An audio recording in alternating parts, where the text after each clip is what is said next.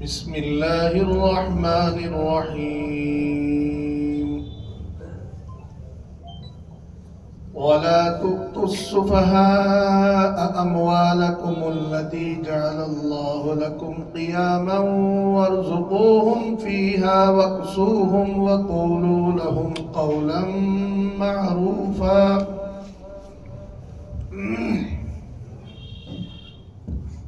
وابتلوا اليتامى حتى إذا بلغوا النكاح فإن آنستم منهم رشدا فادفعوا إليهم أموالهم ولا تأكلوها إسرافا وبدارا أن يكبروا ومن كان غنيا فليستعفف ومن كان فقيرا فليأكل بالمعروف فإذا دفعتم إليهم أموالهم فأشهدوا عليهم وكفى بالله حسيبا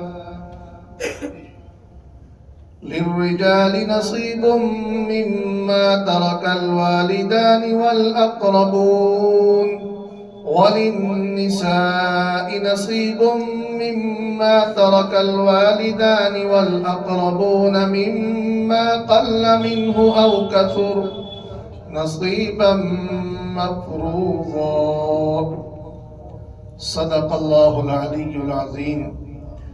درود پاک پڑھیں. اللہم صلی علی محمد وعلی آل محمد کما صلیت علی ابراہیم وعلى آل إبراهيم إنك حميد مجيد. اللهم بارك على محمد وعلى آل محمد كما باركت على إبراهيم وعلى آل إبراهيم إنك حميد مجيد. سورہ نساء ہم پڑھتے آ رہے ہیں. اس وقت جو آیات کریمہ میں نے پڑھی ہیں، سب سے پہلے ان آیات مبارکہ کا ترجمہ سنیں، اس کے بعد ان آیات کے تعلق سے کچھ دوسری ضروری باتیں بھی عرض کی جائیں گی. آیات کا ترجمہ یہ ہے، اللہ تعالیٰ ارشاد فرماتے ہیں، اے انسانوں، تم ناسمجھ یتیموں کو یا بچوں کو اپنے وہ مال نہ دو جن مالوں کو اللہ تعالیٰ نے تمہارے لیے ایک سرمایہ کے طور پر بنایا ہے. اس مال میں سے ان کو کھلاتے رہو، پہناتے رہو اور ان سے بہترین باتیں کہتے رہو. اور تم ان یتیم بچوں کو یا دوسرے بچوں کو آزماتے رہو یہاں تک کہ یہ بالغ ہو جائیں. اگر تم ان بچوں کے اندر سمجھداری محسوس کرو تو ان کو ان کے مال دے دو، اور تم ان کے مالوں کو فضول خرچی کرتے ہوئے مت کھاؤ، اور اس ڈر سے مت کھاؤ کہ کہیں یہ بڑے نہ ہو جائیں. جو آدمی تم میں سے مالدار ہے اسے بچنا چاہیے، اسے پاک دامن رہنا چاہیے. اور جو انسان فقیر ہے، تنگ دست ہے، تو وہ معروف طریقہ کے ساتھ کھا سکتا ہے. جب تم ان یتیموں کو یا ان لوگوں کو ان کے مال دے دو تو اس پر گواہ بنا لو، اور اللہ تعالی حساب کے اعتبار سے کافی ہے. مردوں کے لیے بھی اس مال میں حصہ ہے جس کو مردوں کے والدین یا قریبی رشتہ دار چھوڑ کر جائیں، اور عورتوں کے لیے بھی اس مال میں سے حصہ ہے جس کو والدین یا قریبی رشتہ دار چھوڑ کر جائیں، چاہے یہ مال کم ہو یا زیادہ ہو. یہ اللہ کی طرف سے متعین کیے ہوئے حصے ہیں. یہ ان آیات کریمہ کا ترجمہ تھا جو میں نے پڑھی تھی.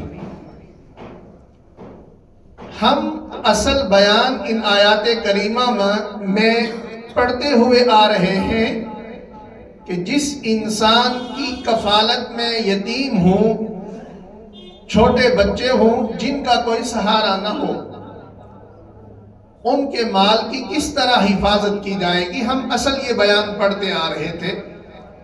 اوپر کی آیات کریمہ میں آپ نے پڑھا یہ یتیموں کے مال محفوظ رہنے چاہیے، ان میں کوئی تبدیلی نہیں آنی چاہیے، یہ مال کوئی انسان دبا لے اس کی اجازت نہیں ہے۔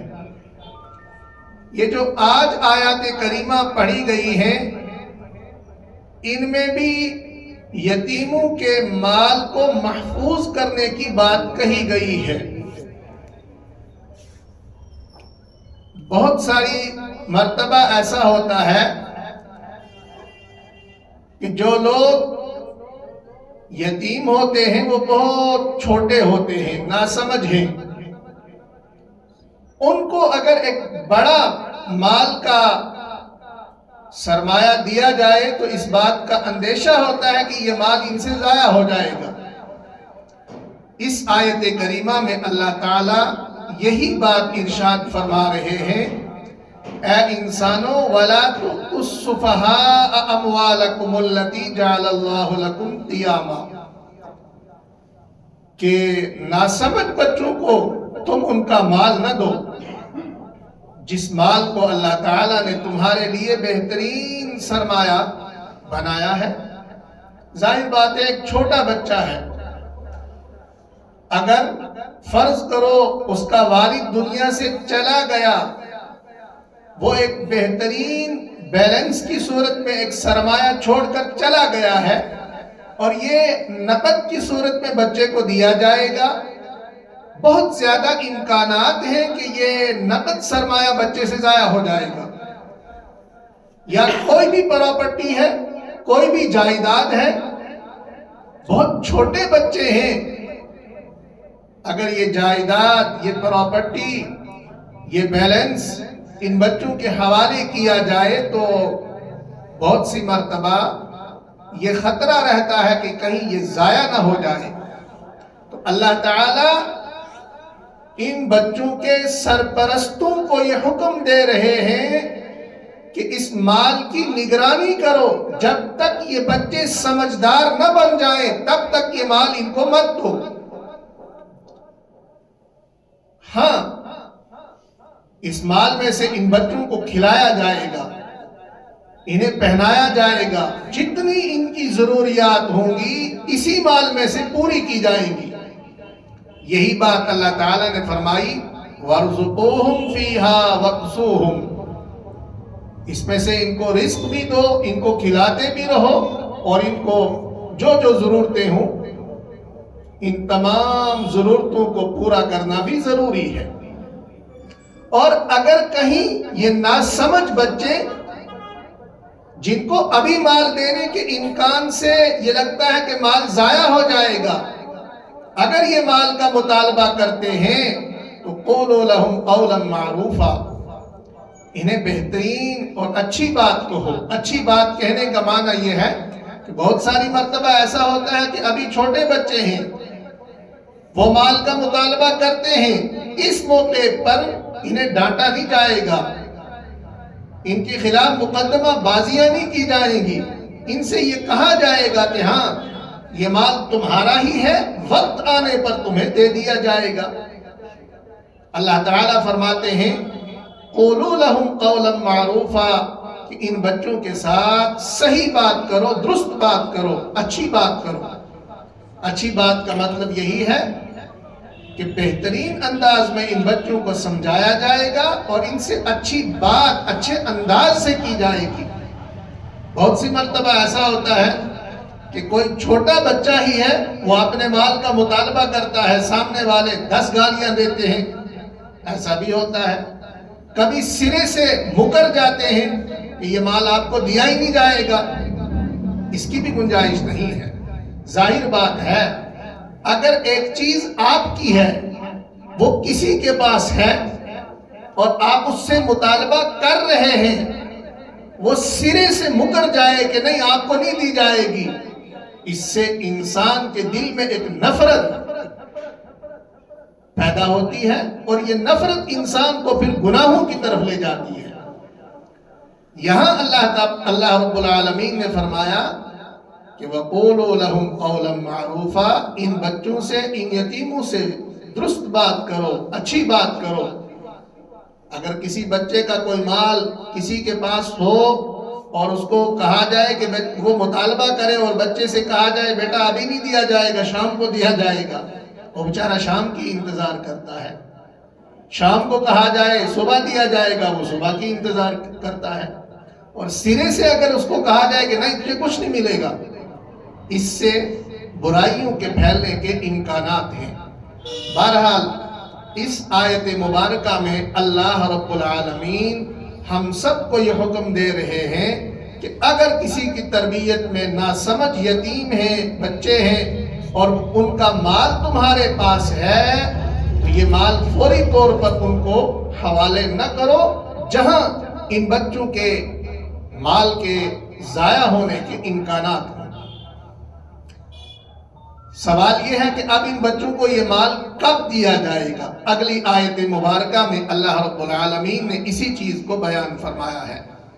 اللہ تعالیٰ فرماتے ہیں کہ جب یہ بچے بالغ ہو جائیں ان کو دیکھتے رہو، وَابْتَلُوا الْيَتَامَىٰ، ان یتیموں کو آزماتے رہو، حَتَّىٰ إِذَا بَلَغُوا النِّكَاحَ، جب یہ بالغ ہو جائیں، نکاح کی عمر کو پہنچ جائیں، فَإِنْ آنَسْتُم مِّنْهُمْ رُشْدًا فَادْفَعُوا إِلَيْهِمْ أَمْوَالَهُمْ، بالغ ہونے کے بعد اب اگر تمہیں لگتا ہے کہ یہ بچے سمجھدار ہو چکے ہیں، ان کی عقل صحیح ہے، مال دینے کے بعد یہ مال اب ان سے ضائع نہیں ہوگا، فَادْفَعُوا إِلَيْهِمْ أَمْوَالَهُمْ، اب ان کو ان کے مال دے دو۔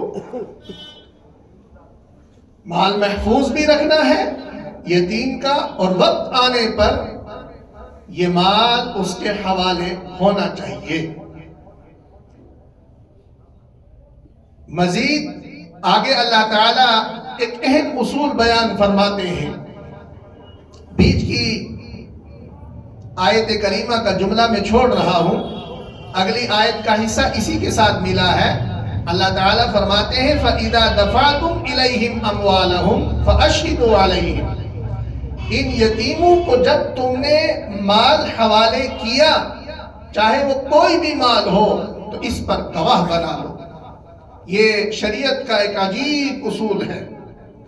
شریعت ہر اس چیز کو دور کرتی ہے، روکتی ہے جہاں لڑائیاں پیدا ہونے کے امکانات ہیں۔ فرض کرو ایک بچے کا کچھ مال آپ کے پاس تھا، آپ نے بچے کو دے دیا، گواہ کوئی نہیں ہے، کل یہی بچہ آپ کے خلاف مقدمہ کر دیتا ہے کہ میرا باپ فلاں وقت دنیا سے گیا تھا، میرا سارا مال، سارا بیلنس، ساری پراپرٹی اس شخص کے پاس تھی، اس نے تو مجھے نہیں دیا ہے، اور آپ کہتے ہیں کہ میں نے دے دیا ہے، گواہ آپ کے پاس کوئی نہیں ہے۔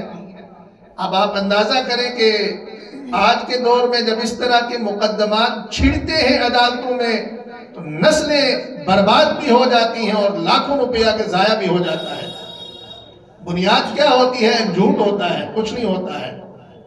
اور یہی جھوٹ اگر وقت سے ختم کر دیا جائے، نہ پیسے برباد ہوں گے، نہ عدالتوں کے چکر کاٹنے پڑیں گے، اور نہ ایک دوسرے کے دلوں میں بدگمانیاں پیدا ہوں گی۔ اللہ تعالیٰ فرماتے ہیں کہ یتیموں کے مال کی حفاظت بھی کرو، وقت آنے پر یہ مال ان کو دے بھی دو۔ نمبر 3، جب مال دے رہے ہو ان کا کوئی بھی حصہ آپ کے پاس ہے، جب دینے لگو تو اشہدوا علیہ، اس پر گواہ بنا لو۔ یہ صرف اسی چیز کی بات نہیں ہے، قرآن پاک نے دوسرے مقامات پر اس کو مزید بیان کیا ہے کہ آپ کسی سے بھی لین دین کا معاملہ کرتے ہیں، قرآن پاک کہتا ہے کہ اس پر فوراً گواہ بنا لو۔ بعض صورتوں میں تو یہاں تک کہا گیا کہ آپ کو کسی کی کوئی گری پڑی چیز ملتی ہے، آپ اس پر بھی گواہ بناؤ۔ سوال یہ ہے کہ اس پر کیوں گواہ بنائیں گے؟ اس پر گواہ بنانے کے بھی فائدے ہوں گے۔ جب گواہ ہوں گے تو یہ گری پڑی چیز جو آپ کو ملی ہے آپ اس کو جلدی سے کھائیں گے نہیں، اور یہ گری پڑی چیز اگر آپ کو ملی ہے تو کل اگر آپ کے پاس گواہ ہے تو کوئی زیادہ کا مطالبہ بھی نہیں کر سکتا ہے۔ فرض کرو آپ کو 10,000 روپے کہیں سے ملتے ہیں، آپ نے اٹھائے اور اس پر گواہ بنا لیے کہ بھائی یہ 10,000 روپے مجھے فلاں جگہ سے ملے ہیں، جس کے ہوں گے میں ان تک پہنچاؤں گا، لیکن وہ بندہ تو مل گیا جس کے یہ 10,000 روپے تھے، اب وہ کہہ رہا کہ یہ 10,000 نہیں تھے، 1,00,000 تھے۔ آپ نے ایک احسان تو یہ کیا کہ اس تک 10,000 پہنچائے، لیکن آپ کے پھنسنے کے بھی چانسز ہیں۔ اگر آپ نے گواہ بنائے ہوں گے کہ بھائی یہ 10,000 ہیں، زیادہ نہیں ہیں، نہ آپ اس کو خود کھائیں گے، نہ آپ کسی غلط مقدمے میں پھنسیں گے۔ میں یہ سمجھا رہا ہوں کہ شریعت نے بہت سارے اصولوں میں، بہت سارے معاملوں میں یہ بات کہی ہے کہ ان معاملات میں گواہ بنا لیا کرو۔ تو بہرحال یہاں پر یہ ایک اہم ترین چیز تھی کہ جب یتیموں کو ان کا مال حوالے کیا جائے تو اشہدوا علیہم، اس پر بھی گواہ بنا لو۔ آیت کریمہ کا بیچ کا جملہ میں نے چھوڑ دیا تھا، اس میں حکم تھا وَمَنْ كَانَ غَنِيًّا فَلْيَسْتَعْفِفْ۔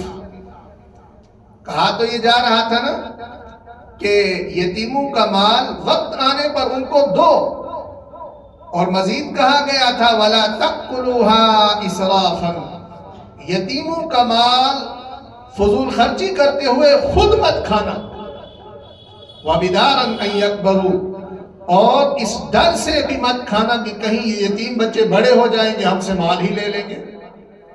یتیم کا مال کھانے کی ذرہ برابر کسی انسان کو اجازت نہیں ہے۔ ہاں، کوئی انسان اگر یتیم کی دیکھ بھال کر رہا ہے، وہ پورا وقت ہی یتیم کے مال میں صرف کر رہا ہے، تو اس کو اپنی اجرت لینے کی اجازت ہے، جیسے کہ آگے کہا جا رہا ہے وَمَنْ كَانَ فَقِيرًا فَلْيَأْكُلْ بِالْمَعْرُوفِ، کہ کوئی انسان اگر تنگ دست ہے اور وہ اسی یتیم کے مال کی نگرانی کر رہا ہے، اسی پر اس کا وقت لگ رہا ہے، یا کسی بھی طرح سے اس کی اجرت بنتی ہے، تو فَلْيَأْكُلْ بِالْمَعْرُوفِ، وہ شرعی دستور کے مطابق اس میں سے کچھ نہ کچھ کھا سکتا ہے۔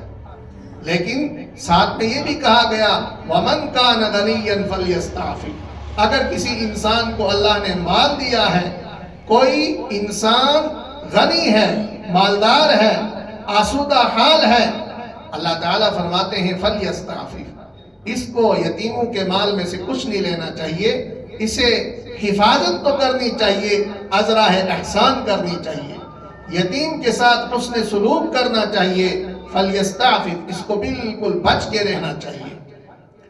اور انسانوں نے کیا کیا، کتنا مال کھایا، کتنا مال دبایا، اللہ تعالیٰ فرماتے ہیں وَكَفَى بِاللَّهِ حَسِيبًا، اے انسانوں، اللہ کی ذات حساب کے اعتبار سے کافی ہے۔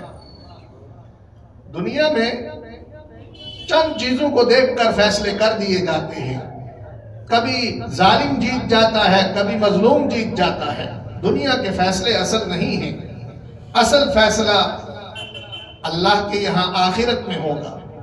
اس لیے کہا جا رہا ہے کہ پورا انصاف ان لوگوں کے ساتھ کرنا، اس لیے کہ اصل حساب اللہ کے یہاں ہوگا۔ ایسا ہو سکتا ہے کہ دنیا میں کوئی انسان یتیم کا سارا مال کھا جائے، عدالت میں مقدمات پہنچے، پھر ظالم ہی جیت جائے۔ دنیا کا جیتنا اصل نہیں ہے۔ وَكَفَى بِاللَّهِ حَسِيبًا، اصل تو اللہ حساب لینے والا ہے، وہاں اللہ کو کوئی دھوکہ نہیں دے سکے گا، وہاں اللہ کے سامنے کوئی فراڈ نہیں کر سکے گا، وہاں اللہ تعالیٰ کے یہاں رشوت بھی نہیں چلے گی۔ تو اے انسانوں، اصل حساب اللہ تعالیٰ لینے والے ہیں۔ مزید اللہ تعالیٰ نے اگلی آیت مبارکہ میں بیان فرمایا کہ کوئی انسان دنیا سے چلا جاتا ہے، وہ جتنی میراث چھوڑتا ہے اس میراث میں مردوں کا بھی حصہ ہے، اس میراث میں عورتوں کا بھی حصہ ہے۔ لِلرِّجَالِ نَصِيبٌ مِّمَّا تَرَكَ الْوَالِدَانِ وَالْأَقْرَبُونَ وَلِلنِّسَاءِ نَصِيبٌ، مردوں کے لیے بھی حصہ ہے، عورتوں کے لیے بھی حصہ ہے۔ مما قل منہ او کثر، یہ مال چاہے تھوڑا ہے، یہ مال چاہے زیادہ ہے. نصیبا مفروضا، یہ حصے اللہ تعالیٰ نے متعین کر کے رکھے ہیں. آئندہ آیات مبارکہ میں یہ تفصیل آ رہی ہے کہ کس انسان کو مرنے والے شخص کی جائیداد دی جائے گی، اس کا مال تقسیم کیا جائے گا. آئندہ آیات میں یہ مستقل بیان آ رہا ہے. یہاں ایک اصولی ضابطہ بیان کیا گیا کہ جہاں مرنے والے کی جائیداد مردوں کو ملتی ہے وہاں یہ عورتوں کو بھی ملے گی. زمانہ جاہلیت میں ایسا ہوتا تھا اور آج بھی ہوتا ہے کہ مرنے والا مر جاتا ہے، اس کی جائیداد سارے مرد ہی لے جاتے ہیں، عورتوں کو کچھ نہیں دیا جاتا. بہت کم ایسی صورتیں ہیں آج کی صورت میں، آج کے زمانے میں، کہ عورتوں کو جائیداد میں سے حصہ ملتا ہو، عورتوں کو میراث میں سے حصہ ملتا ہو. ایسا بہت کم ہوتا ہے. بہرحال اللہ تعالیٰ فرماتے ہیں کہ مردوں کے لیے بھی حصہ ہے اور عورتوں کے لیے بھی حصہ ہے، اور یہ حصے اللہ تعالیٰ نے متعین فرما دیے ہیں. اللہ رب العالمین ہمیں قرآن پاک سمجھنے کی توفیق نصیب فرمائے. اللہ رب العالمین ہم سب کے لیے قرآن پاک کا سمجھنا آسان فرمائے. اللہ رب العالمین قرآن پاک پڑھنے کی، اس پر عمل کرنے کی ہمیں توفیق نصیب فرمائے. وقت مقرر پر اللہ تعالی ہم سب کو خاتمہ بالخیر نصیب فرمائے. سبحان اللہ و بحمدہ، سبحانک اللہم و بحمدک، ونشہد ان لا الہ